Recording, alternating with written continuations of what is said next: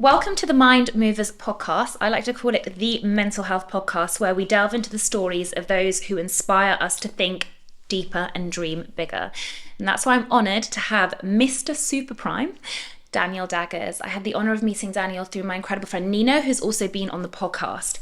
Daniel has made him a name for himself as one of the top luxury real estate agents globally, with a career spanning over a decade, and we're going to get into that. He's known for his dedication to clients and expertise in closing significant deals, and Daniel's professional journey is nothing short of remarkable. And I truly mean that, because I like to bring people on here that truly inspire me, so I'm talking totally from the heart. Beyond his success in real estate, he's also a passionate advocate for mental health. So one of the reasons Daniel and I connected, I don't know if you remember our chat in Chiltern Firehouse, where I was talking about being trolled and having people that try to also ruin my life at one point by also trolling my family. And you could relate to that somewhat, because we were seen as people that were doing something in a very traditional career path, but doing something that was different, particularly online.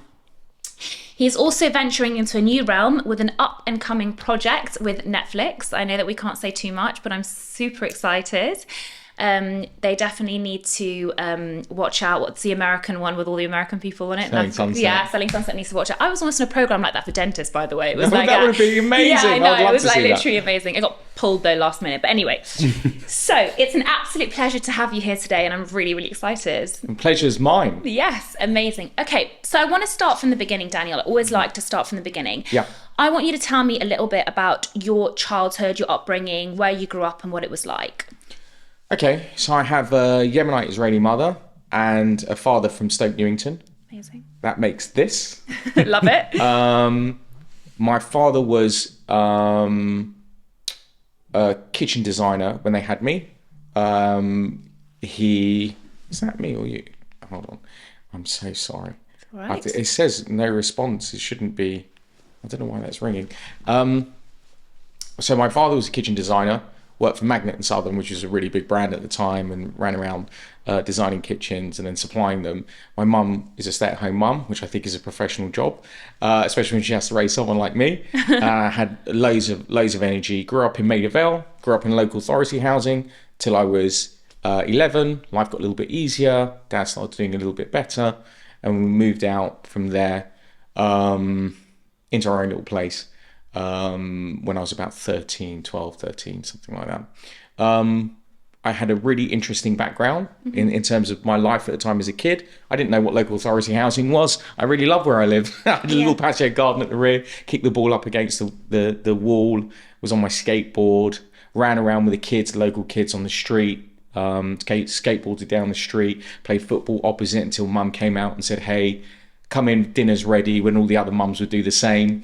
Played in a local park in Paddington Rec, which everyone called the Rec. Went to a local boys club at the time, so youth centre now, but boys club at the time. Had a lot of challenges. Tell us a little bit about that. Well, I was fortunate enough to get into a private school, a primary private school, which was new and just down the road. And because they didn't have any kids in it, there was like a quota of 10 kids that could come in for free.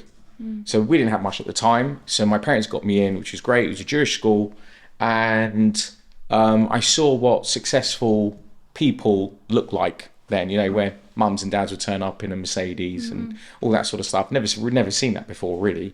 My dad drove around in a Laguna or Sierra with a roof rack. Nothing wrong with that.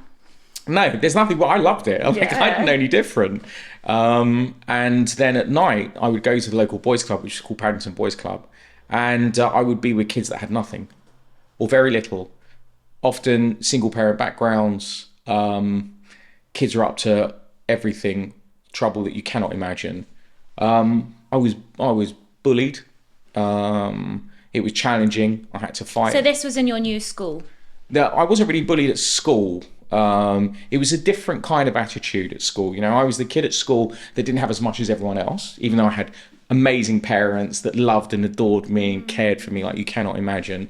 And my upbringing was great. But when I went to the local boys club, youth centre, I was the kid that had everything. I had both my parents, I had food on the table, everything was great. I was none the wiser. And the other kids there, they were single parent households, going through really tough times. They went straight into crime pretty quickly, a lot of them. And I was a black sheep in every environment I was in. Yeah. Totally. But it was one of the wisest things my parents ever did, was sending me to that boys' club. Because I learned what different kinds of people, or how different kinds of people lived. Do you know, I really resonate with that. So I had my dad on my podcast. I don't know if you saw the clip, No, I didn't. Go on. a couple of weeks ago. And we talked about my upbringing, because people have a lot of preconceptions about how I got to where I am today. And one of the main things is that, we came to the UK and we actually didn't have much money at all. My dad had to start from scratch on the NHS, which wasn't a great salary for a family of four. But my mum didn't want to send us to the local state school because they were really rough. And what happened is that she ended up finding a job in retail. Now, for her, that was really difficult because she had a degree from Berkeley, but it actually wasn't valid in the UK, and she couldn't afford to go back to university. So she decided to go into retail, worked on a shop on Bond Street, and every single penny was spent on our schools. But we never went on holiday, never ate out, anything like that. Look, everyone has privilege to a degree, because, even when I tell this story, people are like, at least you have parents that love you. I get it. We all have degrees of privilege, but I really understood that when they sent me to a private school, we couldn't even afford uniforms. So we had to buy the secondhand uniform from the, from the sort of charity shop within the school. And kids made fun of me. And like you said, I wasn't being picked up by cars. I had to take the bus. And when I went to my friends' houses, they were living in these incredible houses, and we were living in a small little house in Swiss Cottage, But all that stuff drove me, because seeing kids and parents that provided that made me feel, in a way, that I wanted to prove something, because there was so much judgment on my parents and what we couldn't afford. But it also made me feel like I want that as well, and I have to work hard. How old did you start feeling that way? I would say that started at so I came to the UK when I was 5, but I think I really felt it when I was about 8 or 9. Okay. So I didn't feel it at all. Oh, really? As a kid, I didn't feel it at all. I loved my youth. I loved it. I loved playing football on the grass opposite, with all kinds of people you could ever imagine, right? And I loved just having the ball in hand, playing football, going to school. I wasn't great at school at all. I was none the wiser. I was none the wiser, and I enjoyed it immensely. I'd have all those years again, even with all the bullying and I remember going to bed when I was very young, and I'd been threatened, this is going to happen to you tomorrow kind of thing. I remember being in bed at 8, 9 years old thinking about stuff like that. But I loved my youth. I loved it. I couldn't have thought of anything better. If you gave me a football and put me in the park or in the youth centre or on the grass opposite, and my dad would come out every night almost and kick the ball up in the air and we'd play, I was none the wiser about everything else. I knew nothing about chauffeur-driven cars and Rolexes and glamorous hotels. We hardly travelled. I went to Paris once without going to the family home abroad. I went to Paris once until the age of 18. Yeah, and then you get a bit of independence and you start wanting to travel a little bit, and then your mates start having birthdays abroad and all that sort of stuff. Then you explore Europe and all that sort of stuff. I mean, I loved my upbringing, but it was the wisest thing ever, my parents sending me to that youth centre. Why? Because it gave me so many skills. Because I can speak to anybody. Anybody. I can speak to anyone you could ever imagine. It doesn't matter.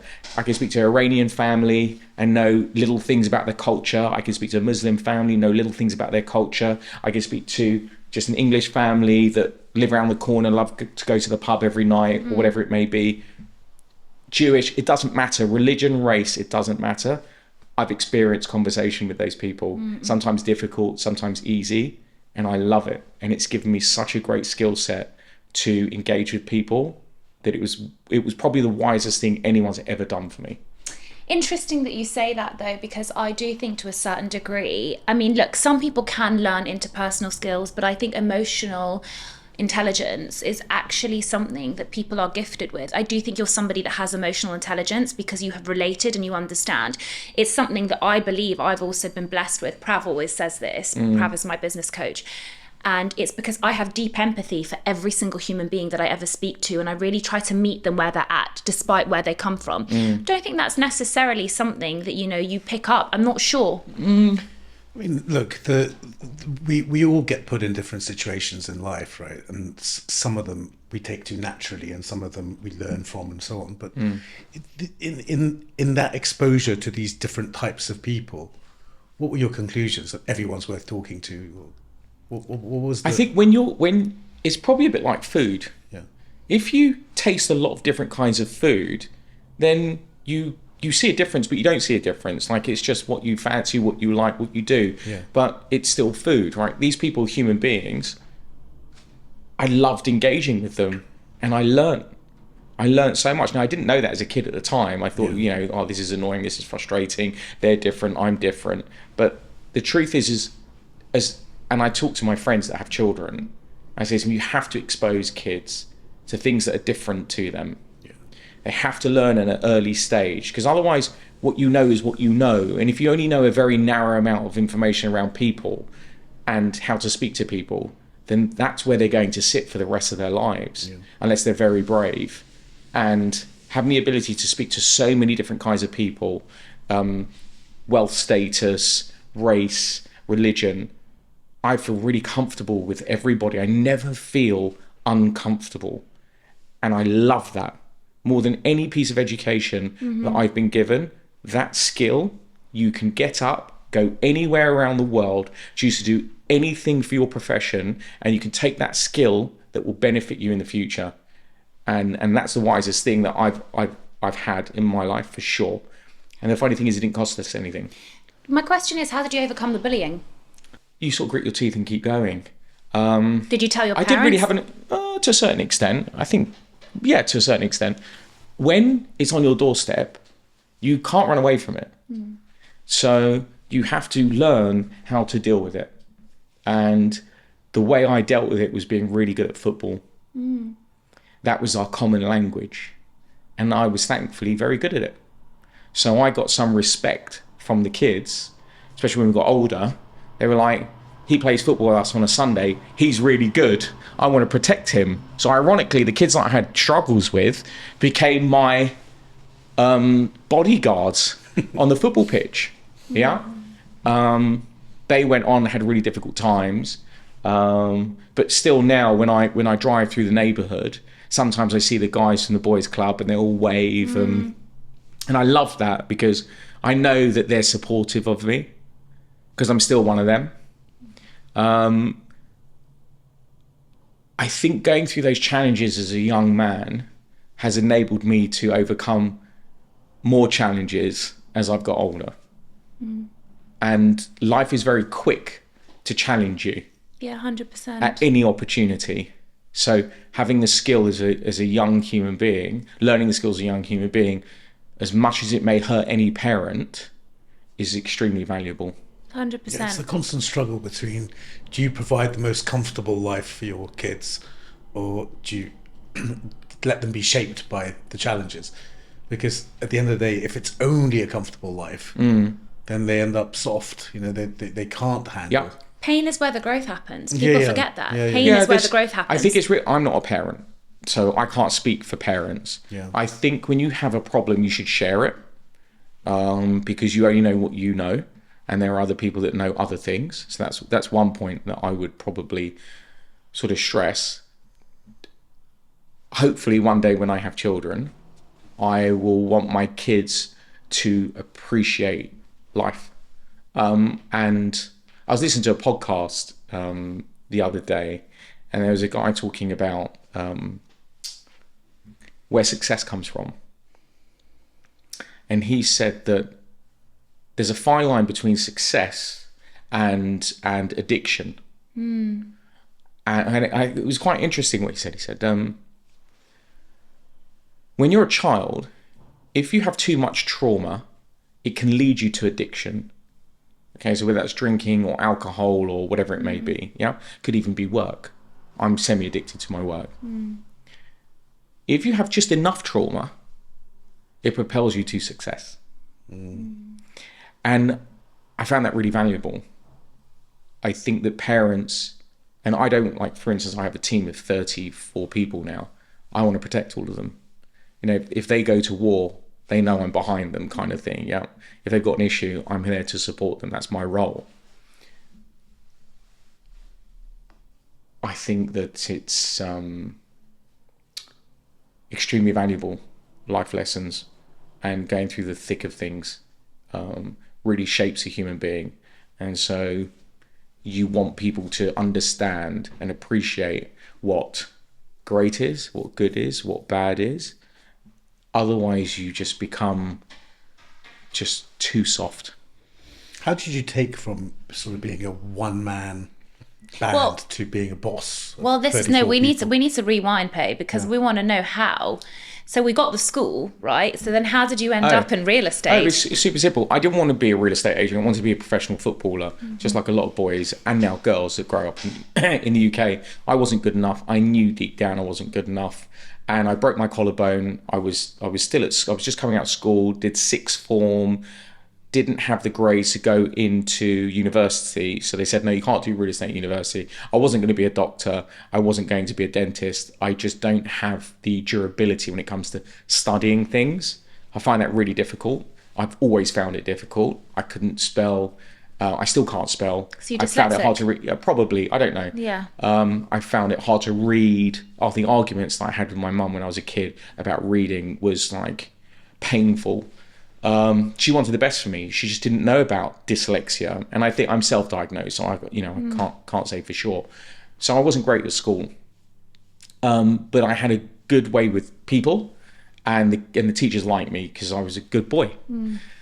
So I studied business in sixth form, and that's the first time that someone clicked the light on for me. It was literally that moment. The light went on, and I was like, now I have a subject that I can use. I can go and earn a living and find some independence. And immediately I took to it like a duck to water. I was really interested in the topics. I was learning about tax and how to dodge tax and all that sort of stuff, as a kid. But it's true, you're just trying to find solutions. You're trying to find your way through it. And the teacher would laugh and so on and so on. I did well, and I had to do a 2-week work experience. So we went to local estate agents called Vickers at the time in Maida Vale, and they knew my dad, so my dad had a word and said, look, would you take my son on for 2 weeks? Went in there, licked loads of envelopes and stamps, and just learnt a little bit and was helpful. I think I got a £100 gift voucher, which was great. And then I went to finish off the course, and then I went to study surveying at college in Neasden. And I knew from the first day that it wasn't right for me. I broke my collarbone playing football in the park with some friends, lost my opportunity at Haystown Football Club, which was a feeder club. And I got a phone call from the boss saying, hey, we're looking for somebody. One of our agents has left. Would you be interested in joining? I had a phone interview, said everything I shouldn't have said. They still gave me the job. And I started working at 17 and a half, spotty teenager. Walked through the office door. Remember, I was petrified. There's a phone. There's the fax machine over there. There's the drawer of the details, all the properties. Make phone calls, show property, do deals, make money. And that was how it started. I didn't want to be an estate agent. So then at 17, did you know that you had the knack for what you're doing? No. So you just went No, with but I it? was petrified. Are you serious? Yeah. Pick up the phone, call a stranger, tell a stranger that you know what they're looking for, then entertain them, pick them up in your car even though you've only just passed your license, and you're petrified to drive around and reverse park with someone in the car who's older than you.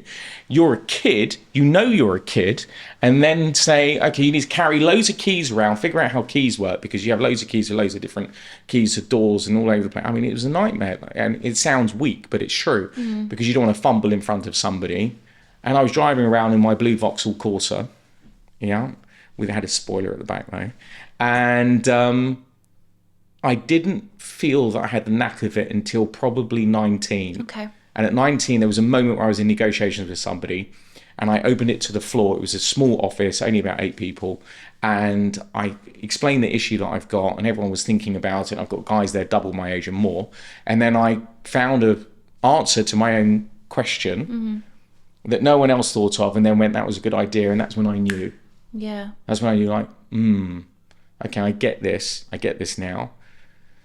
And it's not because I love selling real estate. The hack is not about selling real estate. The hack is understanding people. And that's your love. That's the hack. Yeah. I never went out with somebody going, I want to make £400.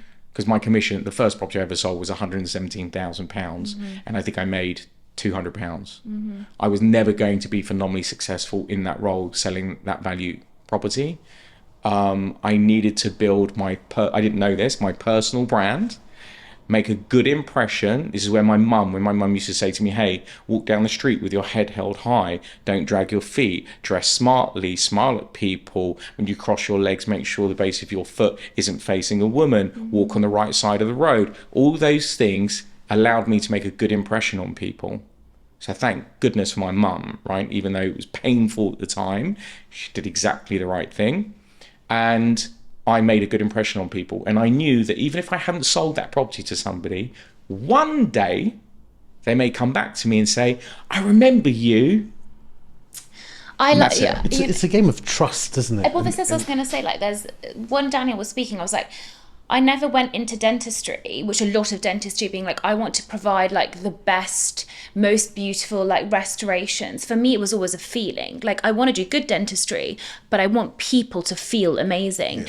And some of my patients that come to me for a consultation 5 years ago come back. Sure. Do you know what I mean? And not at that time, because like they say, I remember. And one of my patients, I 100%. Posted a very emotional story yesterday, and I said to her, what make you chose me?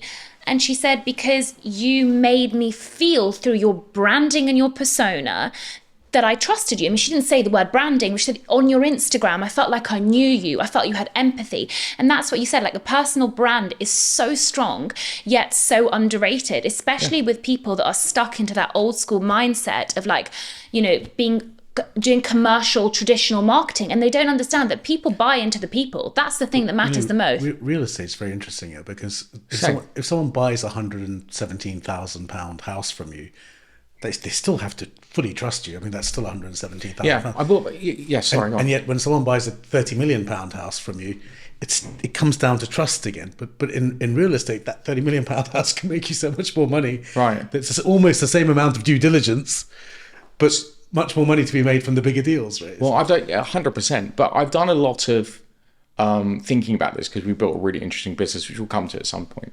But people who worked in real estate or have worked in real estate that sit behind the company brand, there is no trust in that, you see, because you don't get to know the individual delivering the service who's going to be walking around the most expensive asset you've owned or own, and will be in your intimate life. You know, where your babies are, where your children are, you know, where you sleep. And you have no idea about that individual, nothing. You know more about your Uber driver that you're scared to put your daughter in, yeah? You know more about your Uber driver than you do about your estate agent. And the only reason you trust them is because they sit under a banner when they could leave that business tomorrow. Actually, if you have a digital footprint and social media channels, that person is more trustworthy because they cannot evaporate. So true. Right? And the thing is that now we're starting to come to terms with the fact that there's a sort of life cycle where we're coming to a place where you're delivering the service. And more people who are becoming more and more educated that will be able to deliver the same service as me, in theory. You can learn how to negotiate. In fact, we built a course to teach people how to negotiate, how to greet a woman in a hijab. No one taught me that. I've had probably 20 days training in my life, had to train on the job. Why? Now I can train a lot of people, thousands of people online, and give them my skills. But they can deliver, in theory, the same service as me from a practical point of view. But they can't do me. Yeah. They can't do me. That's what I always say. And so there's loads of dentists out there that can offer an amazing service. Yeah, maybe even a better service. That's what I always say. But if you don't know who they are, you will never get that service. And this is the way the world is going. Everyone can see it now. You know, you touched on the subject of doing things differently, being a bit of a black sheep. I always want to be a black sheep. I always want people to wonder, after going through my life that I've gone through over the past 20 years at work, 25 years at work, is that if you're brave enough, you will be a black sheep. And if you're self-aware enough and you understand your environment, being a black sheep means you see opportunity faster than others. 100%. And that's okay. That's absolutely fine. You know, enjoy it. Be misunderstood, because that's often where success comes from. And so I say to the people in my business, go and be misunderstood. because the world will catch up with you. If you're self-aware and you recognize what you're doing, the world will gradually come up, meet you. And when they meet you, you know what they're going to say? They're going to say, where have you been? I've been looking for you, for the service that you offer for years, and you're here. And you'll be like, oh, I've been here for the past 25 years. But people can see that now, because enough people are savvy enough to like be doing the research, especially on social media, etc. I want you also to tell us, Daniel, obviously I know, because one of the first times we met, I think I just experienced some really bad trolling online. Yeah. And it's something that I have to deal with. I talked to Payman about it like recently. I've become like more thick-skinned about it, Durable. but it's still difficult, because no matter, like, out of the like 99 comments, even if 2 are bad, you hyper focus on the 2 and you don't see the 97 that are good. That's human nature. And I know that you told me you had also experienced some things online as well, because you wanted to do things differently online. You were one of the first people to become a kind of real estate influencer, as it were. Yeah. If you are wanting to do something that is different to others, and you see traction and you see positivity out of it, and as long as you're putting positivity in the world, if people are going to hate on you, then let them hate. Okay. Yeah. I'm putting positivity in the world. I don't talk about evil things. I don't try and put negative things into the world. If you don't like me, that's not my problem. That's not mine. Yeah. It's a you problem. And the thing is, and that's fine. And if you're going to want to, or if you're prepared to accept other people's negativity, and that's going to stop you from delivering what you want to deliver, then you care too much about what other people who don't care about you think. Yeah. I care about 20 people's, I care about the people that work with me. I care about my clients, and I care about my family and friends. That's what I care about. I care about their opinions, and they have a good enough relationship with me that if they feel that I'm doing something wrong, they're going to tell me, because I have honest relationships with people. Yeah. But if Peter Pan U4712 with no profile picture wants to no profile picture wants to say something, then I'm going to move past that pretty quickly. Now, so tell us now a little bit, because obviously we want to get into the juicy bit about what your current business involves and what you do. Okay, so I left Vickers, went to a big firm because I saw there was more opportunities, where the world was changing, and it was going from estate agencies, small ones, to big corporate firms that were taking market share, that invested in brand, that invested in offices and had more exposure. I felt that was the best place for me to go. Went to a company called Knight Frank, had an amazing career there, was there for 12 years, climbed that company pretty quickly. I was the highest fee earner, I think, for every year I was there, practically. I pioneered social channels through that business, was generating over £400 million worth of leads a month. Through social media, I knew it was the future. It was something I invested in. I enabled that organization to benefit from that too. And then I took a role to be the US ambassador. I traveled a lot. I was curious. I knew that I knew a little, but I wanted to know more. And so I went traveling, did a lot in the US, a lot of Europe, some Middle East, and then I went to Australia, and I got a taster from lots of different people on how they were doing things. And that's where I got a real glimpse in the US as to how social media could have an impact as well. And certain things happened which just was obvious to me. And so did that, explored that, became the head of the private office at that firm, dealing just with the ultra high net worth community. And then I left. I left under difficult circumstances. I can't talk about it. I would love to. Maybe it'll be a book one day. And then I started DDRE Global on March the 20th, 2020. This reminds me of my name, by the way. Just going to say, it's like Dr. Rhona Eskander, just saying. Well, I did. Well, got complex? No, yeah, okay, maybe. Yeah. I mean, DDRE Global was Daniel Daggers Real Estate, but I wanted to pivot it into a platform business, which is what we've done now. And there was value in my name because I am relatively well known in what I do. And we're now 34 people. We're the 6th most influential real estate business across the UK at marketing homes over £5 million. We've done that at the time, that stat was about 3.5 years. It's now 4 years in. We have a Netflix show. We do things very differently to everybody else. So go on, explain how that is. Okay, I'll explain. Look, Rhona is right. Okay, our world is built on personal brands. wherever you go. Previously, you would meet me in an office, and then when you'd leave the office, my personal brand would evaporate until you remember me. Okay? Nowadays, you don't need to do that anymore. People can find you on social media, and they'll follow your journey irrelevant, regardless. They'll just, oh, I'm interested. Okay? And you document, and they stay in touch with you. So your personal brand is always relevant. It is there, and it's talking all the time to people. So DDRE is an incubator.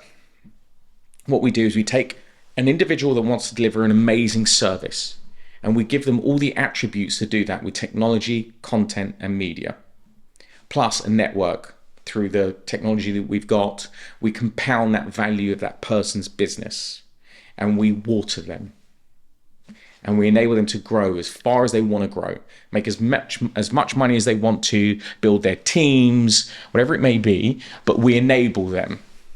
And that is our business. So we have somebody recently who's just started to build their team. So it's not an individual, there's now 2 of them because their business is getting bigger. And we are essentially their partner in growing their business. Because I believe that people go to people, not organizations, but people. True. Because that's where trust lies. I talk about 3 words in our business: trust, likability, and respect. Mm-hmm. They're the 3 words. And you can only really do that with a person. 100%. Not an organization. And that applies for medicine and dentistry as well. Of course it does. Because that's exactly, and that's the way the world is turning. It's interesting because a lot of businesses are also pivoting into that. Recently, I think you guys probably know, Stephen Bartlett invested in a place called Untitled, which is like a community-based one. But one of our dentist friends is actually, so one of our dentist friends is actually heading the dental side of it, and they see that he's actually my business partner as well. But anyway, they saw an opportunity to say that like people as well, like they're really leaning into their entrepreneurship. They recognize they're their own brand, and the ability for like a space like that allows them to grow within the community with their brand, which I think is interesting because a lot of businesses are pivoting into that, and I think it's important. But it's obvious. We've got a diagram that we show people to explain our business model. Previously, when you were offering a service, you had to work in an office and sit in your chair, pick up the phone and deliver a service. And the person that owned the business would advertise the business through traditional media. They would have the money to have an office to put your bottom on. And then you would get the leads and transact. Mm-hmm. So the owner of the business would keep the majority of the commission, pay you a salary to do the work, and off you go. And it boils down to marketing. Mm. The reason why that business was set up that way is that the principal of the business had the ability to advertise. Nowadays, people don't like watching brands. It's very hard for a brand to go and be everyone's friend and stay relevant all the time. And people are the best marketeers. So the person closest to the customer is the person of influence. Mm. And it is your practitioners that are the most important people. So what you want to do is you want to put them at the top of the business. So you invert the triangle. Yeah, so you have many people that are delivering a service, and then underneath them is the support you give them. So if you give them content and they can push it out, they're now advertising. When they bring their client in, you give them the tech stack and the opportunity to transact with those people. Every business will be doing that when it comes to service industry. Every single business, because your people are the best advertisers. Mm-hmm. They're the best. 100%. Tell us a little bit about your influencer marketing, because I know that we talked about it, because you were one of the, didn't you use a few influencers, I think, before to do? I've tried everything. I've spoken to influencers. Mac, who is Stard guy. We've done. Have you followed him? He's really wicked. Funny. He's wicked. You find him hilarious. So Mac, I'm. How were you using them though? Tell us how you were using these influencers. We would use them to. Okay, so there's another platform that we built called advsr.ai. Okay, it's an abbreviation for a word advisor, and the other word is advertiser. So we can give content to people to push out over their social media channels with a link that drives their customers to a page that is their own page. So they don't lose their customers to me, for instance, and enables them and their reach to advertise our properties. So we're enabling people to market properties and earn a marketing commission. Yeah. Almost like an affiliate. Like an affiliate marketing. Yeah. Interesting. Yeah, it's amazing. I've seen it. Have you ever acted for the buyer? Yeah, I act for the buyer all the time. most of my business is buyer-based business. What's that? So you got normally a estate agent will work for the seller. Yeah. Ah, fine. But yeah. some like these high net worth types, they don't want to bother themselves looking at Yeah. lots of houses. They Exactly go right. to someone they trust and say, I want whatever it is. What if people ask for? Because London's a difficult property Everyone market. asks me this question. Yeah. Everyone's like, what's crazy that people have asked Yeah. for? And I'm like, well, no one's asked for anything crazy. Okay, just to be clear. Most people that are buying very expensive homes don't ask for anything crazy. They might say, oh, we want 400 acres of land, or we want a garage for 20 cars. But when you talk about crazy, no one asks for crazy. People build crazy, right? Because they own it, they can do what they want with it. So I've seen Shark Tanks. Shark Tank in a house. In London. I've seen Shark Tanks in London. I've seen bowling alleys. No way. Yeah. When you throw the ball, What? 100%. I didn't get in the tank though. When you throw the ball down the alley, the lights come on as the ball goes down the alley, right? All that's I've seen like In amazing London? things. Yeah, in London. Yeah, I'll never say where because I can't disclose that. But I've seen some amazing things. Go on. Say some more. Some amazing things. Some more Helicopter amazing pads in the back of someone's house and landing for a viewing. That's fun. I used to see some amazing houses in like Bishop's Avenue. I used to go to like They these, are amazing. like bar mitzvahs and stuff, like on there with like crazy like. I grew up in a 600 square foot apartment, for God's sake, Yeah. right? Like authority house. Like everything that I've seen has been amazing at every stage of my career. But I've seen so many amazing things now. I'm a little bit. Desensitized. Yes, of course I am. Yeah. Of course that's going to be. And also, let's say you've got this amazing home and it's 100 million, and your agent walks in and it's, wow, this is amazing. I've never seen anything like this. You're going to think, well, you don't. You're meant to see things that are similar to this. You shouldn't be that amazed by it because it means that you're not in that environment. So do you want me to be, or do you want me to tell you the truth? Like, this is beautiful. I love the finish or the shadow gap, or I know who that designer Yeah. is, or your piece of art there is beautiful. And that's not, they're the things that the client really wants to appreciate, that I sing a similar tune, I'm as knowledgeable, I'm in their environment, all that sort of stuff. But like crazy stuff, the Shark Tank thing was amazing. Yeah, I mean, come on, a Shark Tank in the Shark London. Tank thing was amazing. But okay, so and then amazing. what about, so now you've had the opportunity, and I know that you're like working globally. So so after you had done like all the traveling, left your old job, did you start the global stuff immediately when you started your own business? So you were like, right, I'm not just sticking to London, I want to do Dubai, etc., etc. Or was that a transition? Every business is a global business. I am so strong on this point. You will find somebody that comes in who would like some help with their teeth from all over the world. True. I have someone from New Zealand coming next week. So you are a global business, are you? You are a global business. You're no longer advertising. This is all about marketing. Everything is about marketing. Now, I'll put it into perspective. As an estate agent 20 years ago, or more, let's go back 100 years. The people you were marketing to, if you had an office with Daniel Estates on it, the people that I was marketing to was in a walking distance. So 4-mile radius. So there's my office, 4-mile radius. They're the people I'm advertising to because it's on the top of my building and I want them to come past us. Yes, everyone starts driving. Oh, okay. If there's a petrol station opposite, I'm going to get more people know about our office and the service that we deliver. So now all of a sudden it's more than 4. It's maybe 15 to 20.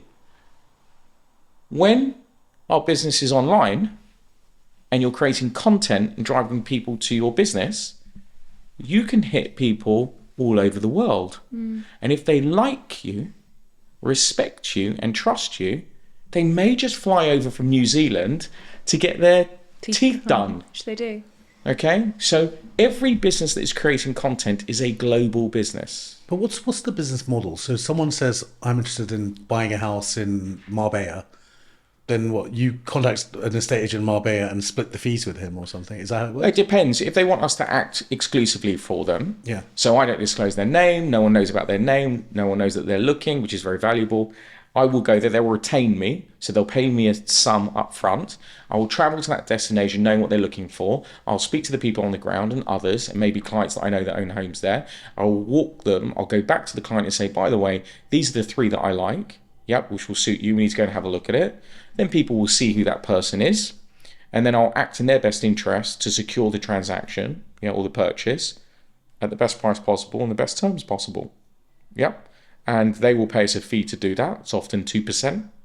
The buyer. Yep, the buyer will do that. Yeah. And then you have to ask, or they should ask themselves, well, is Daniel going to save me enough time, because it's time that I'm saving them, enough time and money in negotiations so that I'm happy with the service that he offers?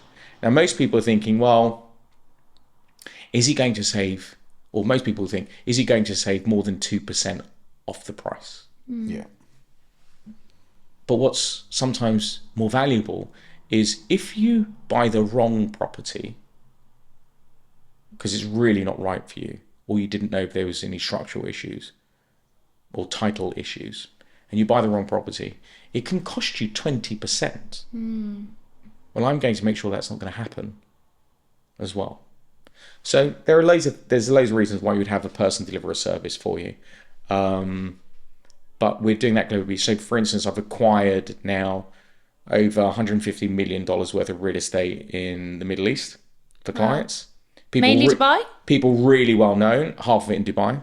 People really well known, some people who are billionaires that no one knows. And they're on LinkedIn, but no one knows who they are. And I will continue doing that, and I call it a global mandate.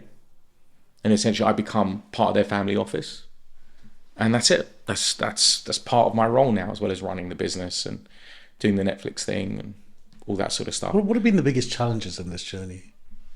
The past, since I started my business. Yeah. If it wasn't for Sarah, who works with me, I would be in the dark on a lot of things. So when you're setting up your business, you often haven't done a lot of these things before, but there is a tried and tested way of doing it. Yeah. And I needed Sarah's help to do that, because it's not in my wheelhouse. It's not my form of expertise. So Sarah would confess to say that she wouldn't be a great agent. She doesn't need to be. So you do need someone sometimes to guide you. That person is Sarah. She's amazing. She was my assistant in my previous firm, and now she's the COO of the business. Wow. And she's super impressive. The tricky thing for both of us is that we built a business that is different to every other business that we know. And so you're often not only building stuff that I don't know about, but maybe Sarah has a level of expertise in delivering it, but we're also changing everything else that was once built. So our website is very different. Our website is a main website, but microsites for every one of our agents, because they're all independent brands, advisors. And we share content to all these people that then push out over their social channels to entice clients, to drive them back to their own page, not my website. So we've built a wheelhouse that's going to create a lot of value for the people that work with us. And that has been immensely difficult to do, because you have to think it, picture it, then explain it, and then build it. Yeah, so and hard. That is really difficult. Really difficult. People underestimate that issue on the explain it part. The explaining part is the most difficult thing. So the two people in my business who I value tremendously understand my gobbledygoo, right? That word, understand the way that I can't articulate what I actually need, but they can translate it. Elliot and Sarah can translate all the things that I can't even speak properly about. I think there's so much value into leaning into people's skills. I often talk about this, people that I have a really different way of thinking. I mean, I'm a self-diagnosed ADHD person, right? And my friends always take the mickey out of me for it, because I multitask. And I know that sounds really weird, but my brain works best when I'm doing 5 things at once. It's really weird. Obviously, the only time I can't do that is when I'm focusing on the patient in the dental, when I'm physically doing the drilling or whatever. And so people will say to me, how do you fit so much into your time? And it's because I'm when I'm walking to the gym, I write emails, I plan my content, I'm voice noting my social media manager saying this to go out, I'm messaging him about the next podcast guest. Do you see? And I do 5 things in that hour walk, and I feel like I've achieved so much. Now, I experienced difficulties in my working life because people would see success and they think I'm a really great person to work with, but their brain works very differently to mine. And they try to force me to do tasks that I'm not very good at. So as you were speaking about Sarah's, like, I'm terrible at admin. Like within a dental practice, you have to go, like, the rules and regulations are a joke, like way worse than, like, you know, you've got it's terrible for us as well, trust me. so, you know, you've got KYC, like the AML. CQC, we've got like our indemnity, the paperwork is immense. I didn't have the first clue. And if I'm completely honest, I still don't really have a clue. And I own the business because I had a shit hot operations manager. She's incredible, has run dental practices, and she's amazing at the admin. And I lean into her. And sometimes I get a bit panicked because I was like, if something happens to her, I wouldn't know the first clue about the paperwork. And I'm being completely transparent. But she also knows where my skills are at, and that's bringing in the patients, doing the marketing, like leaning into that stuff. And I think it's incredible how a lot of people try to force people to have these skills that they actually aren't very good at, especially in school, as you were saying. You know, you weren't good at reading and writing, yet people force that upon you rather than utilizing your brain for what it is good at. 100% true. Yeah. You need to hire the skill. Yeah, 100%. You hire the skill. I've seen it more and more when you're running a business, that you hire the skill.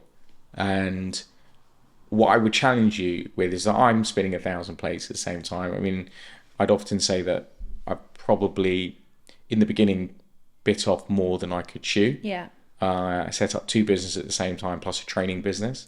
Been there, done that, got the t-shirt. It's a lot of work. Thankfully, I have a lot of energy like you do, and I can spin a lot of plates. But the question is, can you spin a lot of plates efficiently? Yeah. And what I've realized over time is that get really good at giving other people work. And what I try to do is I try to give people jobs that they're not ready for, that they will grow into. Because they know that I'm there to support them regardless. And if they achieve a job that is a little bit further away than what they thought they were capable of doing, and they achieve it, you'll see confidence level rise. And then they'll attack the next problem, and the next problem, and the next problem, always thinking about a solution. So I like to upskill people. Yeah, I love that. And for instance, we've got a young lady called Claudia who came in as an essentially executive assistant when she was 21. If you ask her about compliance, she knows more about compliance than a 50-year-old would. Claudia is unbelievably valuable. In fact, I took her out for lunch yesterday to Chiltern Firehouse to say thank you. Yeah. Because I want her to stay in the business. I think making people feel valued is the most 100%. one of the most important things. Like, I struggle with it, I'm going to be honest, because my philosophy was always empower people. Yeah. And, you know, for example, a lot of dentists won't allow their associates. So if they're a practice owner, they actually don't want their associates to have their own brand.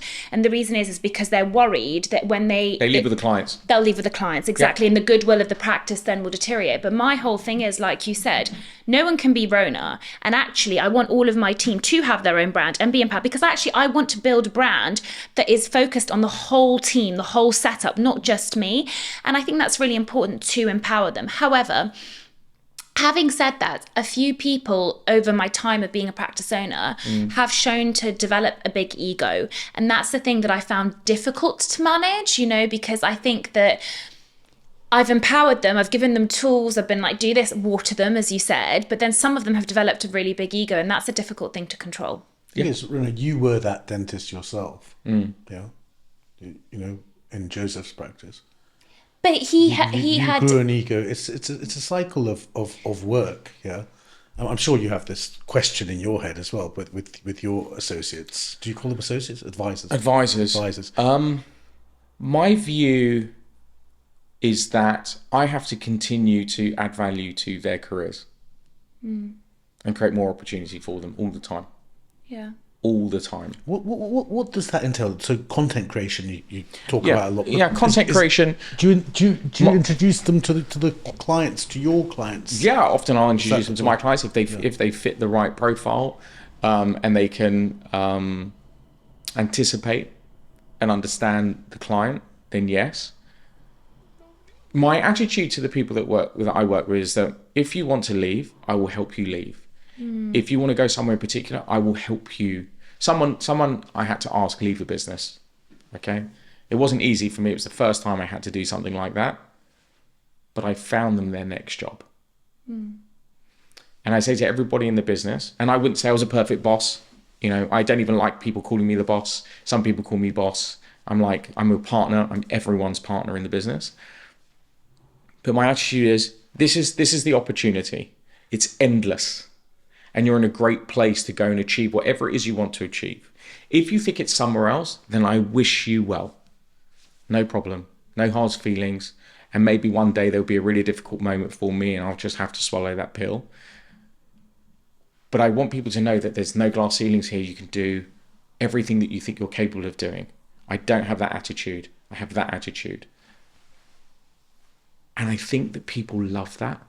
That I'm here to support them whichever direction they're looking to go. And I must my deal with them is that it's my job to make sure that they have the best opportunity to grow. And if they think they're going to outpace our growth and our mindset and our attitude, then I wish them good luck. Do you employ people based on their values, or do you create a culture which makes them develop their own values? Culture. Yeah. Nailed culture. I was a bit concerned about culture because for many, many years people would describe me as egotistical. They just didn't understand me. And I was a bit concerned as a dominant male that people who are very successful wouldn't want to join the business because I would overshadow them. But in fact, it's never been like that. I've always helped people in my life. Yeah. I like seeing other people succeed. I feel there's enough opportunity for me and for everyone else. So culture was really important. So I would do things to create culture in my business that make no financial sense. That's how you create culture. To create a positive culture, it has to be things that don't make financial sense. So for instance, I remember when we had a little office, there was 4 of us in the office, and someone had a moment where I shut the door and I thought to myself, oh my goodness, there's 4 other people that are now relying on me. I've now got 30 more, but they are relying on me. And I had that moment with myself where I got a bit nervous. But every time someone walked into our office to see us, I made sure that everyone got up, everyone went to greet that person with a smile, introduced their full name, and made a good impression on that person when they walked through that door. If anyone comes into our office to say hello, they will feel positive energy. Yeah. Because there is nothing worse. And I've sat in an office, especially the small firm I worked in, there was a small open plan office, 7 people in a horseshoe shape. And when you'd walk in, everyone's looking at you. It is the worst feeling ever when people are looking at you and no one's smiling. And so now when people walk into our office, everyone gets up, says hello. Hi, pleasure to meet you. This is who I am. This is what I do. And the culture just manifests from that, from greeting strangers and doing other things that make no financial sense. The thing is, feeling is such an underrated trait. And, you know, like the famous quote says, people don't care don't remember what you did, how you did it. They remember how you made them feel. Yeah. And I think it's so true in any profession, to be honest. And that's something that, you know, is typically very, very underrated. I wanted to ask you a little bit as well. So talk to me about the Middle East, because obviously, like, I'm Middle Eastern, so I'm like super interested in this. What's your view on Dubai? As in, like, how did you get involved? Do you think it's, you know, booming even more so? Would you invest there? Like, I'm just curious to know, like, in general, because I know Dubai is kind of like one of the other main places you do work. Dubai is a cultural hub. It is a financial hub, and it will remain that way for the foreseeable future. Dubai is a money laundering hub. It's hilarious. You can buy a £4 million house with cash in Dubai. I've never actually tried that. Now you know. No. I've heard stories. I have heard stories, but their KYC, know your client, and AML, anti-money laundering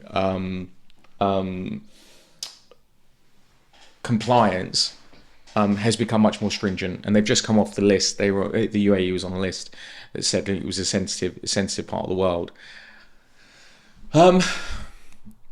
I think that's one of the ways to knock the UAE. I don't think it's like that anymore.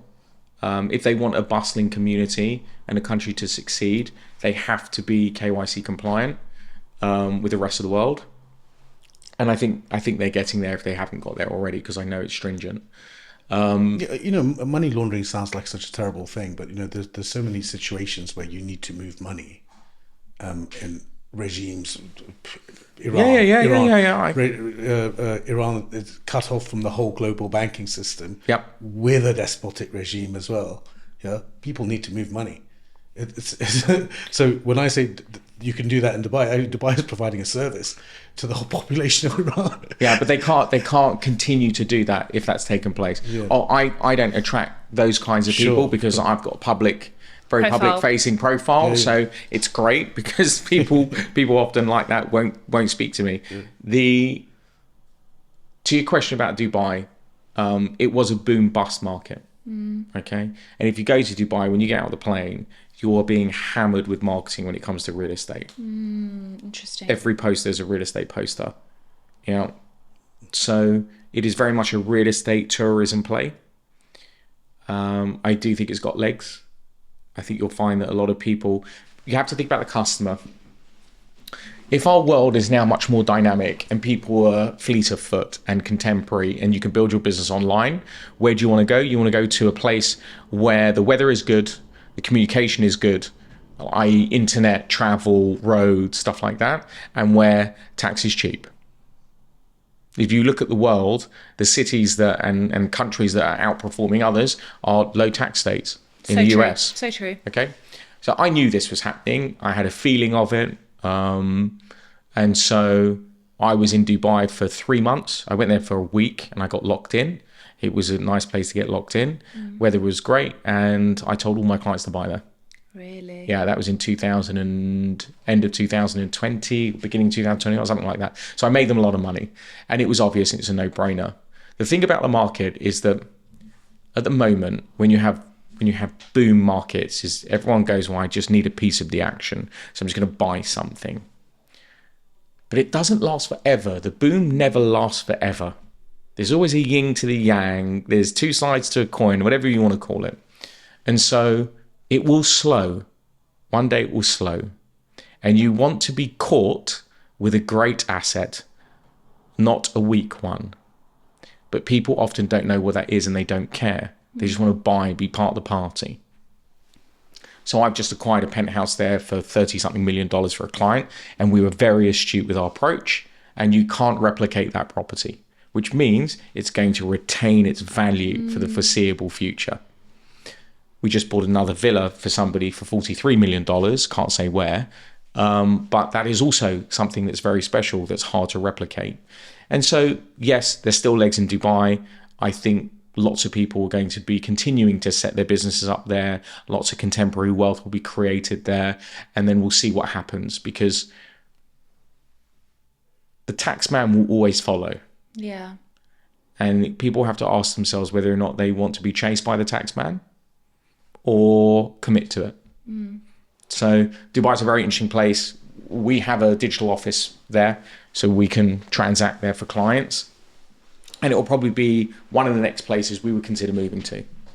What's markets? I'm interested in a story. Like, what is the person? Or you don't need to tell me the individual, but a story about someone who's bought a crazy house without even seeing it, happened. It's happened before. I remember selling a property to somebody in South Hampstead for £8 or £9 million, where they relied on at the time FaceTime and my opinion, and they bought the property. Were they happy? They lived in Australia. Yeah, they're still there. Are they happy? Yes, I give good advice. That's the trust question, isn't it? That's during the trust COVID, I had another client who needed to rent a property. They had multiple kids. They were living in an apartment. They needed a house. They couldn't fly to London, but needed to rent something. So I did the legwork, and we rented a property for 3 years at £20,000 a week. Wow. So that's just over £1 million a year. I want to ask you something, right? So I'm sitting here and I'm like, whoa, and awe, and like, I want all this property advice, and it's all amazing, and like, I'm like, this is amazing. Yeah. Do you ever get scared about falling? I'm talking about like, you're so at the peak, right? And I feel like, No. But do you ever get scared about falling? No. No. I'm too honest to fall. Yeah. I work too hard. I'm too But determined. life will throw something at Yes, you it that's will. beyond Yes. your control. Yes, it will. And I will have to do what I need to do to Get through it. get through it. It's what I do is in my control. What other people do is not in my control. And I'm not scared of falling. You cannot fear falling. You have to keep going Rhona, are all you the scared? time. Pardon? I'm asking if Rhona's scared. I don't think I'm scared of I falling. don't think I'm high enough for falling, but there are moments in my life. That's your impression. You're not high enough. No. That's your impression. I'm not high enough. There's so many regrets that I have of not. For my self-limiting beliefs have like stopped me from doing things that I want to do. Let's put it into perspective. You're phenomenally successful. Okay. Okay, I will say the same thing Okay. if you asked me. I would go, yeah, I'm working. I'm just working. I'm just doing what I think I can do. That's all I'm doing. Okay? And if I said the same thing to you, you would say the same thing, which is what you did, which is like, I'm doing okay. Because you have a vision of what greatness looks like. Yeah, I know. And you're tacking that vision. So am I. That vision looks very different to what I'm doing today, but in other people's eyes, I'm phenomenally successful. But I know that I still go home to my apartment, I've still got a leak that I need to deal with and issues that I need to deal with, and my vision of true success is something different. What is your vision of true success? I think that my view for people is that people are capable of doing amazing things. People That's are capable. optimistic. I think it's reality. I think it's reality. I think that if you gave people the right education, gave people the right support, gave people an opportunity, really loved people and embraced them, True, that is they true. can achieve more than they think that they can achieve. They just don't know it. No one's paved the way. Nobody. I produce content on social media. There was no reason why I should produce content on social media. No one else was doing it. Now there are agents out there that are producing content on social media who are 21 years of age and selling homes for £20 million. You don't know who they are because they haven't built a big enough profile yet. Could that have happened 10 years ago? No. Could it have happened 5 years ago? Unlikely. Could it happen 20 years ago? No. I'm a kid who came from local authority housing, that had an average education, that wasn't excelling, that people would not have said he's going to be successful. Nothing said to anybody, except for being relatively good at football, that I was going to be successful. Nothing. Yeah. No one expected anything from me. Yeah. But a couple of years ago, I won an award, that I had no involvement in. But I won an award. I didn't sponsor them, put ads in the magazine. Yeah. I won an award because of the effort and results I put in of residential real estate advisor of the year at Spears Wealth. And I got up on stage with no tie and a beard. 10 years ago, that would never have happened. And a mixed race background. That would never have happened. Remy in my business is a young black girl. She's 23, highly educated, super intelligent, hungry, determined.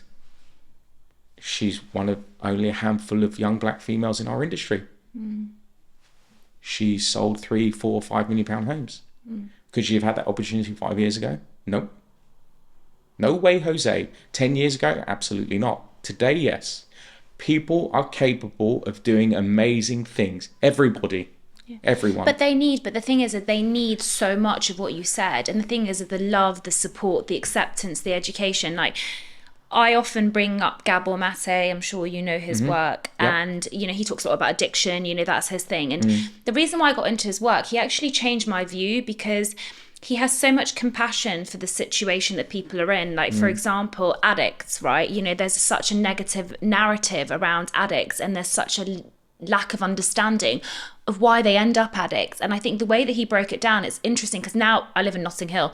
So when I see someone that's like clearly been injecting at like 8 o'clock in the morning, that's like sat outside the tube station, my mind has so much more empathy for that person because they were never given love, compassion, education, opportunities, and all those things. But it's an idealistic lookout. Like, not everybody is going to be given that. What did you think about those people before you? Before those people, like, I think there was like the narrative like that he's a loser. like, no, not even like that they're a loser, but I was You just don't even like, think about it. You don't think about history. yeah, and you don't think about history, and you're just like, oh, that person is an addict because they wanted to get high all the time. It's They wanted to get one-dimensional. high. They wanted to get high. It's different. It's one-dimensional. Yeah. You look at the one-dimensional element, which is where they are today, how they're looking like today, Correct. and what they look like in the future. You don't ever look back. Yeah. You don't go, I wonder why that's someone's son, person, yeah. that's someone's daughter. I wonder what's happened to get there, right? So you start to empathise more. But empathising greatly doesn't mean you are better. Totally. Doesn't mean you're better. It doesn't mean that you're making a difference. So in my life, I want to make a difference. And the only way I can do that is by putting positivity, infotainment out into this world that may inspire or enable other people to be the best version of themselves. That is my responsibility. I can speak to hundreds of thousands of people, or maybe millions one day. What do I want as my legacy? What do I want from my life? Mm-hmm.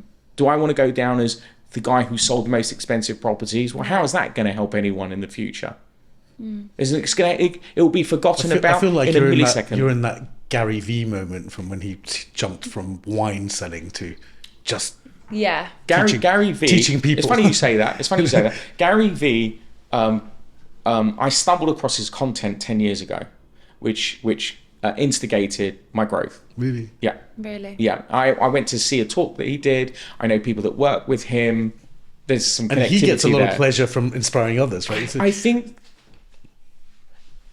the way I look at the world is that information is no longer that valuable because everyone's got access to information. Yeah. Okay. So if information is no longer that valuable, it's the human being that delivers the information that becomes the important part of the delivery of it. Okay. Do I want to be a person that has a positive impact on this world, even though everyone's got access to the information? Yeah, I do. It gives me a great feeling. I feel that I'm doing good. And if I go out into this world and produce content or do a Netflix show or build a business, I feel that I'm doing it for the right reasons. Not because I want to go and buy a Bentley. I drive a nice car. I live in a nice apartment. I see people with humongous homes. And I wouldn't say they were happier than me. But I do things for the right reason. And that's why I want to have a real positive impact on this world, because I think goodness breeds goodness. 100%. My question for you is, I know you can't say too much. How did the Netflix come along? I was producing content on social media. So what, and the Netflix approached you? And that was that? Yeah. And literally, and now there's a show coming out. Yeah. That's all we can say about it, right? What you put out in this world... I mean, did you know someone? No. Did they contact you cold and say, no, love look, your stuff? The thing is that when you are one of the first people to do something, I was one of the first real estate agents that I'm aware of, there may be someone else that I'm aware of, who was producing content on social media. I captured a lot of people's attention. There are very famous people that follow me. I'm pretty sure that Mark Zuckerberg has seen some of my content. Okay, I know Daniel Eck from Spotify follows me. Okay, when you are the first to do something, irrelevant of black sheep and putting people's noses out, whatever, is people see who you are. They see what you do. Where do you think the confidence came from? Have you always been confident? Because you were saying you went to Knight Frank and became the top seller. That takes a confident person. That's confidence, yeah. And then to start... Is it confidence? I don't think so. Well, it's something, You're definitely confident. You're definitely confident now. But I'm confident out of doing. It's different. Like there is perceived confidence, right? Where, I think I'm confident and I go around and I pretend to be confident, but really I shrivel when I go home. Or there is doing the work and grinding every day. I've worked 25 years. And I work from the minute I wake up till I come home at a pace that is ferocious. And I want to be the best and do the best at everything that I do. My mum drove that into me. You could eat off the floor. My mum was so precise about everything that she did that she made me feel the same way. And it's a detriment because sometimes, you work to the bone for something because you're trying to achieve these levels all the time. But my confidence comes from doing and being at service and getting better. And when you are really committed to that, you enter into rooms very confident. I don't even think about confidence in my life. I just do me. And it sounds weird, but when you are so dedicated to something and you try to refine yourself as much as possible, that you just do you. That's it, you just do you. And it's out of doing. My question for you, though, is this. There's so much dedication, love and passion into what you're talking about, particularly with your work. Do you want that to reflect? We don't need to go into any details, but do you want that to reflect in your personal life? Have you ever thought how you're going to I love my balance friends. a family? I love my friends that you can never imagine. Mm-hmm. I love my close friends. I would do anything for my close friends. Anything. Family as well. Yeah, sure. And do you every birthday I fly to go and see my parents. Every birthday, and I try and surprise them, and I care for them tremendously. But it's hard. And what about, would you like to have your own family? And have you Absolutely. thought about how it would interfere with your work? I think having a family, if you want to have one, and if you're capable to have one, is the greatest thing that you could ever do. And I had this conversation earlier today with somebody else. Yeah. And do you think that something's got to give when you do have that family? Yeah. Do you worry about that? No. I don't see Daniel as a warrior. Yeah, have you ever had? Yeah, tell us that. Have you ever had very low point? Have you ever had low points in your lowest, Like, there's like so much positivity. I'm like, What was the lowest point? Yeah. What's the lowest point? Yeah. Well, this morning the car didn't. Look. But not the low. Just No. A low point in your life. What comes to mind when I say that? I'll explain. I've had moments in my life, a particular 6 months where I wasn't performing as well as I had hoped at work. It wasn't the effort and it wasn't the skill. A lot of it was just in relation to the market. I didn't feel loved by the people around me. I had been dating somebody who broke up with me out of the blue. When the signals were green, it went red. And I questioned why. And as a black sheep, you're often put in boxes. He's egotistical. It's all about him. He's Mr. Arrogant. I wasn't any of that. Not in my eyes. But I had a moment of going, what am I doing this for? Right? And I shared it with my best friend and my parents. And I was like, I don't understand why this has happened. And I had a moment to reflect. And I sold a property for over $100 million. $100 million for one property? Yeah. I sold a property for over $100 million. It was 3 years worth of work. And it was the saddest moment of my life. Now, you wouldn't expect that. You'd be like, you're the king of the castle. 0.0001% of the world's agency population will ever be in a position to do that. But I realized how insignificant it was to my life in that moment. I didn't have anyone to share it with. I didn't feel appreciated. Why did I take Claudia out yesterday? I took her out because I want her to feel appreciated. So I true. care for her. I care for her. I care for the people that work with me. Like, incredibly. And I learnt my lessons from that. And I became much stronger from it. And there are moments when I left my previous firm, I went to see my mum and dad. My dad's a softie, he's a teddy bear. My dad, you could put anywhere. He is just got the most amazing way with people. He's just adorable, my dad. My mum is tough. And my parents gave me, thankfully, this yin and yang that's gone through my life. My mother gave me a backbone. Be strong.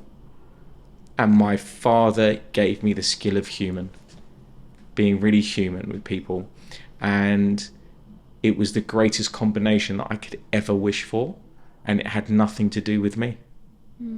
So the best thing about me, there's two things. One is everything that my parents created for me and my name. My name's a great name. Daniel Daggers is a great name. It's a good name. Good name. It's a great name. Great name. It's got nothing to do with me. I didn't do that. My parents did that, right? So like these are the things that shape me, that allows me to be confident. It sounds like Gary Vee, but the opposite way around with him. Is it the mum and the dad? Yeah. But yeah, interesting that the quality of the work, yeah, and the work could be the content creation all the way to taking Nicole, was it Nicole? Claudia for lunch yesterday. The quality of the work, thankfully these days, is what makes us. And, yes. It hasn't always been that way, right? Yeah. No, people lucked out. Yeah, people lucked out. Lucked out. Nowadays, you're exposed by your work. 100%. Now you have to go and show people. To the upside or the downside. Yeah, 100%. Now you have to show people your expertise. Yeah. If you don't, someone else will. So now you have to be excellent, because someone else would just take that business. But, this property life that you've got, do you see yourself coming out of property? I'm not a property person. I'm a people person. Yeah, so I could do dentistry if I could learn the skill. Listening to you now, yeah, you could be having this conversation about any business. You could put me anywhere in the world. Yeah. Or service industry. I think that what we could build for any service industry practice. Yeah. I just love people. It sounds. No, it's obvious. It's obvious. Oh yeah. Okay. Look, I'm good. I'm pleased. I think my clients see that, and my colleagues see that. I love people. I love it. It's like oxygen for me. So what does the future hold then? What does it hold? Yeah. Think of the wildest thing that's positive that could ever happen to me, that, or happen for me, that, and think of like something that isn't great, that. I mean, seriously, I don't know. So let's put it this way. I did something quite fun with the office. I said to the guys, every Monday we have a meeting. And I said to them, okay, I want you to know that you have no idea how successful you may be. Setting up benchmarking yourself and saying, hey, here's the goal. I want to make £500,000 this year.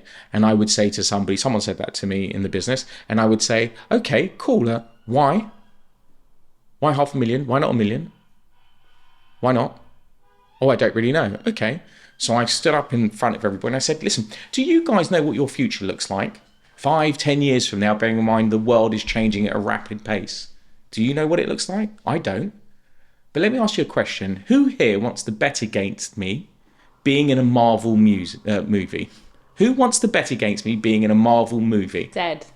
Go for it. 2 people put their hand up. There was, I don't know how many people in that room, 20, 30 people in that room. So are you telling me that anything is possible? Oh, I find that quite interesting. People find it, but people think anything is possible for people that are not themselves. That's what I'm saying, like self-limiting beliefs. So like they look at you, they find you inspiring, they know what you've achieved, they know you've done it. So like Daniel can do anything. But when it comes to themselves, it's self-limiting. They're like, but I can't do it. Do Which you see is what I mean? why you have to be a positive force in their life. And you have to have that confidence, you know? But you need to be a positive force in other people's lives. 100%. That's why I say I want to have a positive force. Everybody can do something that they don't think they're capable of doing. Within parameters. I'm never going to be a professional footballer again. Okay, that's never going to happen. But I can do other things that I'm physically capable and mentally capable of achieving. Well, you need people to push you, support you, enable you, inspire you. Why not be that person in your friendship group? Why not be that person online? 100%, or personal at work. But when I was a kid, no one ever said that to me. Mm-hmm. Yeah. But thankfully, my parents gave me self-belief. Are you worried about being recognised? I'm already recognised. Does it not get in your way? Not really. I love people. Yeah. Not really. But I mean, look, there's going to be times where people are going to say, hey, look, can I have a picture or something? And I'll be like, sure. And I might not want, I might not feel up to it, whatever it may be. But the privilege of being in that place is far greater.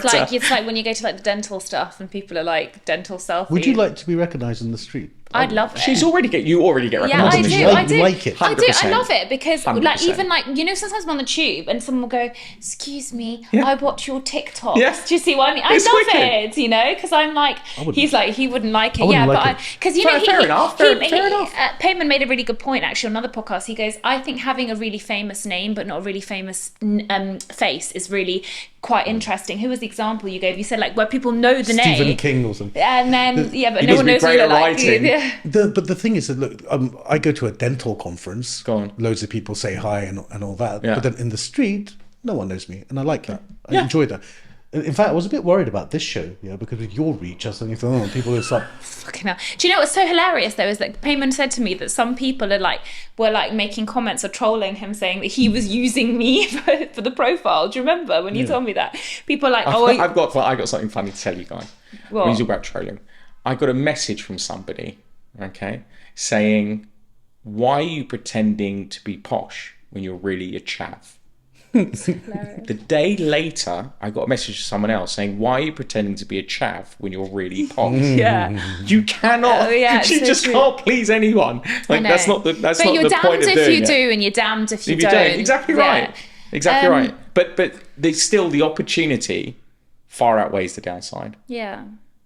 The opportunity far outweighs that, and I've got a lot of gratitude for that. The people that Yeah. follow me, I love. I think that's wicked. I think that's absolutely wicked. We I want to end on kind of like two different things because as I'm hearing you, you're now in a space working with some of the wealthiest people in the world, Yeah. and although you're having a direct impact on the people that you're working with and your colleagues and people that would benefit as well in their career. What's the argument for people though that can't afford the housing? What about the people that, are looking for property, like, young people now, Gen Z, etc. Like we can't even afford a house, a flat. We probably will never own anything in our lifetime. Agreed. Do you ever feel that you have a duty of care for those people? Or do you ever feel that, you maybe want to do something for those that aren't in the kind of 1% of the world? So first and foremost, I'm doing a job that millions of other people does, whatever it may be. Okay, and so I'm there just to deliver a service, and I've worked my way from local authority housing to where I am today.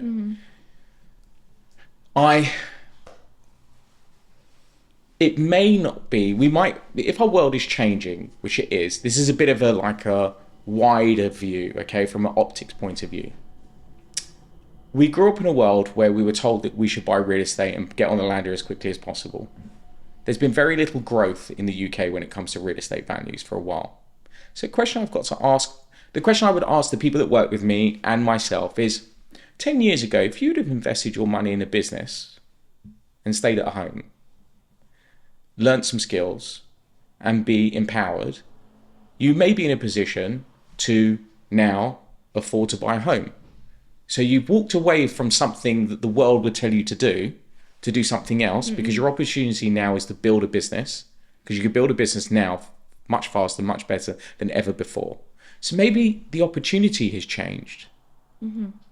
Maybe the opportunity has changed. And I think that we should recognize that. It may not be, for me, for instance, I don't own hundreds of apartments, thousands of apartments. That might not be my opportunity to work that way and do that and be as privileged to have that.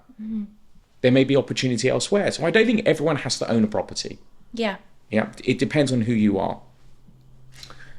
How can we help people? Well, I do my very best to do that. So we built an online course to enable anybody to take, which will give them sufficient skill and knowledge to go and get a job in an estate agency, or build their presence online, because you don't really need a license to work in the UK, and be an estate agent super quickly. So I'd like to think that we're pretty balanced, but I want to do more. And the thing about wanting to do more is that I need to make sure that my business is successful enough that I can invest my time and money into doing more for more people. I can't do it at the same time because I wouldn't have the finance, I wouldn't have the time. And so that's just a balance that I'll try and find over the next few years. But I think that if I had more influence and more money and more time, I'll be able to do more good things for more people. I love that. Have you learned any lessons from the high net worth types, the billionaires? They're very diligent. What they say is what they're going to do. In my experience, they are very kind. And they often don't want to shout about the support they give people because they can be taken advantage of. But they want things done efficiently. Time is more valuable than money, let's put it that way. My last question for you. If you met your 20-year-old self, no, let's go 15. If you met your 15-year-old self, what would you tell yourself, knowing what you know now? Keep going. Yeah? Believe in yourself and keep going. Yeah. Be aware of your surroundings, but believe in yourself and keep going. Amazing. Yeah. Thank you so much, Daniel. It's been absolutely incredible. Love always having you. Feel always like a burst of energy. Really, really appreciate it. And we can't wait to see you on Netflix too. Thank you for the opportunity. Thank you. I look Thank forward to seeing what happens to you in the next 5-10 years. Yeah, I know. And you can say he came on Mind Movers. Ups and downs. Yeah, well, absolutely. I feel like you're going to move on from properties to many other things. It's very interesting. Next Gary Vee. Yeah. Right. Thank Okay. you. Thank you. Thank you.